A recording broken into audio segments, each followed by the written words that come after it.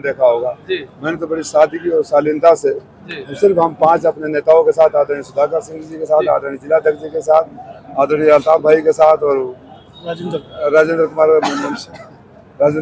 पूर्व विधायक मोहम्मदाबाद चंद्रशेखर जी के साथ गया था। लेकिन वहां से लौट कर आया तो जिस तरह का उत्साह दिखा, ये आने वाले चुनाव में बहुत बड़े परिवर्तन की तरफ इशारा करता है।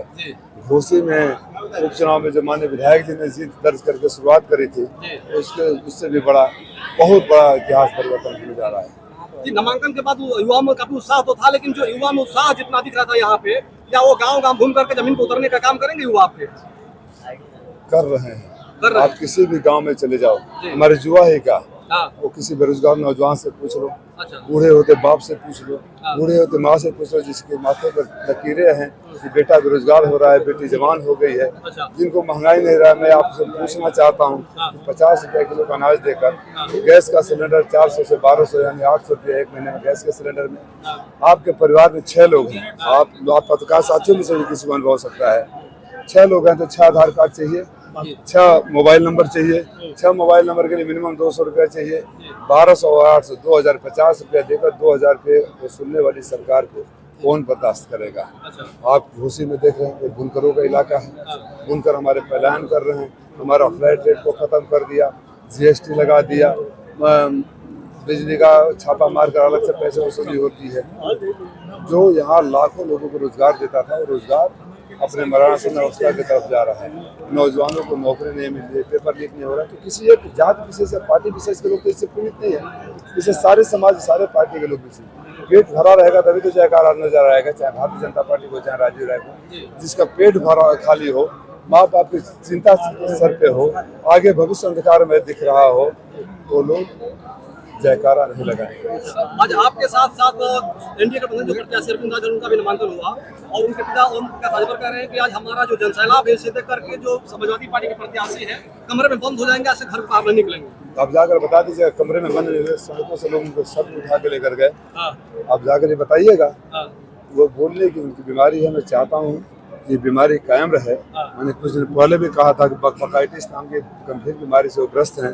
इस बीमारी में अगर आदमी न बोले तो रात को नींद नहीं आती है। अब हर बात पर मैं तो कभी नहीं बोलता, मुझे आप लोग पत्रकार लोग पूछते हो तो मैं प्रतिक्रिया देता हूँ। अब सोचो राजीव राय का कितना खौफ है बाप बेटे में कि मेरे नाम के बिना उनका कुछ होता ही नहीं है, प्रचार ही नहीं होता है।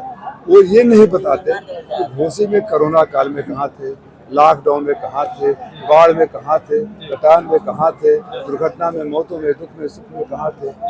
उसी को लोगों को पता है कि ये वो शख्स है जो 17 में बलिया से लड़ने के बाद, हार जाने के बाद लौट कर उन लोगों के पास नहीं गया जिन्होंने वोट दिया था, वहाँ से भाग कर बनारस गए, वहाँ से हारने के बाद लौट कर उन लोगों के बीच नहीं गए जहाँ जिन्होंने वोट दिया, और घोसी आए हैं तो घोसी इनकी हमेशा के लिए विदाई कर देगा। सर, ये युवाओं ने नारा निकाला है 5 किलो राशन बंद करो राशन, इस पे क्या कहेंगे? ये दिल की आवाज़ है, दिल की आवाज़। 5 किलो राशन पर आप नौजवानों का भविष्य बेच देंगे। 5 किलो राशन का बता दिया ना आपको फॉर्मूला, 50 रुपये का अनाज देकर 2000 रुपये वसूलने वाली सरकार।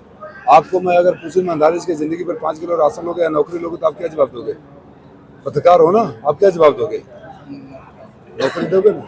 तो इस सरकार में सारे पेपर लीक हो जाता है, माँ बाप पेट काट के बच्चों को पढ़ाता है, बड़ी उम्मीद से प्रवेश परीक्षा की इंतजारी करता है, फार्म भरता है, नौजवान एग्जाम देता है, पेपर लीक लेकिन सरकार ठीक।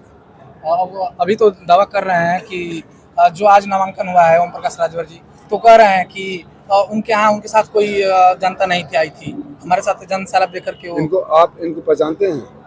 माननीय सुधाकर सिंह जी घोसी से 1 साल पहले चुनाव लड़े थे और तभी ऐसे दावे कर रहे थे। ऐसे दावे करने वाले नेताओं से कभी आप लोगों पत्रकार साथियों से सवाल पूछ लिया? कचहरी से यहाँ तक जनसैलाब उमड़ा था, कचहरी से यहाँ तक समाजवादियों का जनसैलाब था, उनको बता देना। कचहरी से लेकर यहाँ तक जनसैलाब था, आने में 1.5 घंटा लगा यहाँ तक, 1.5 घंटा। हम कभी भाड़े की भीड़ नहीं बुलाते, समाजवादी लोग अपने कार्यकर्ता की बदौलत जंग के मैदान में उतरते हैं और जंग के मैदान में पिछली बार उतरे थे, चुनाव जीते थे, इस बार भी जीतेंगे। चलिए मौका दीजिए। हाँ।